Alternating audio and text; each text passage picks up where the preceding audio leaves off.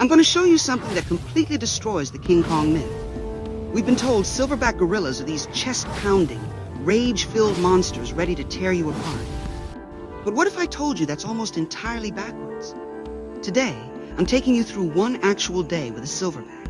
And the reality is way cooler than the Hollywood version. These guys are basically 400-pound gentle giants running the world's most sophisticated family operation. So here's how a silverback's morning actually starts. Around dawn, he's the first one up. Not because he's patrolling for enemies to fight, but because he's checking the perimeter and making sure his family can wake up safely.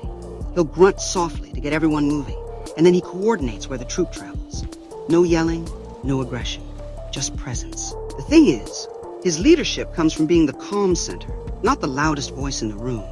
Now, about that chest beating everyone thinks means, I'm going to destroy you. What's crazy is, it's actually long-distance communication, like sending a text to neighboring troops saying, we're here, stay over there. They also use over 25 different vocalizations, from soft purring sounds with their babies to specific warning calls. I watched one silverback solve a problem getting termites out of a log by fashioning a stick tool, and the look of concentration on his face was identical to my nephew figuring out a puzzle. These guys have serious social intelligence. They remember relationships, hold grudges, show empathy, and even use eye contact to communicate complex intentions.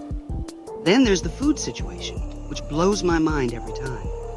A 400-pound silverback is eating mostly leaves, shoots, stems, and fruit. About 40 pounds of plants per day. Zero hunting.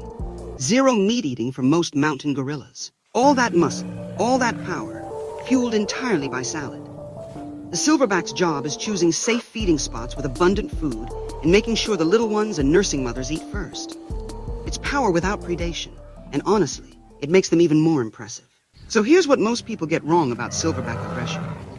Actual fights are incredibly rare because the entire point of their displays, the chest beating, the bluff charges, the branch breaking, is to avoid physical conflict.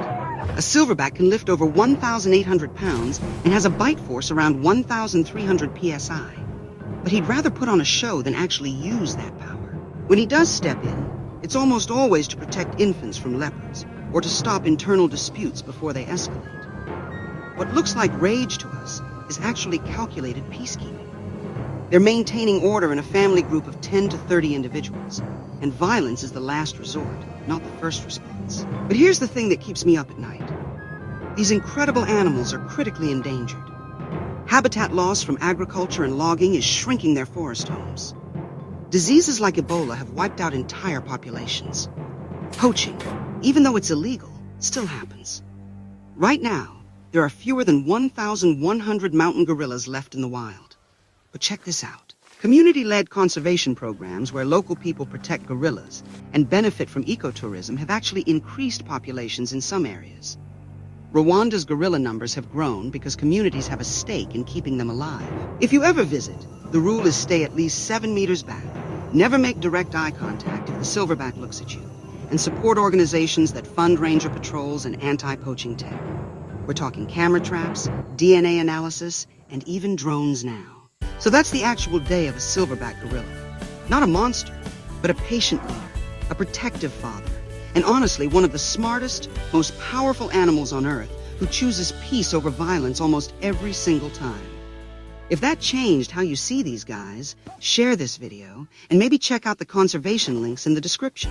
Because the more we understand what silverbacks really are, the better chance we have of making sure they're still around for the next generation to learn from.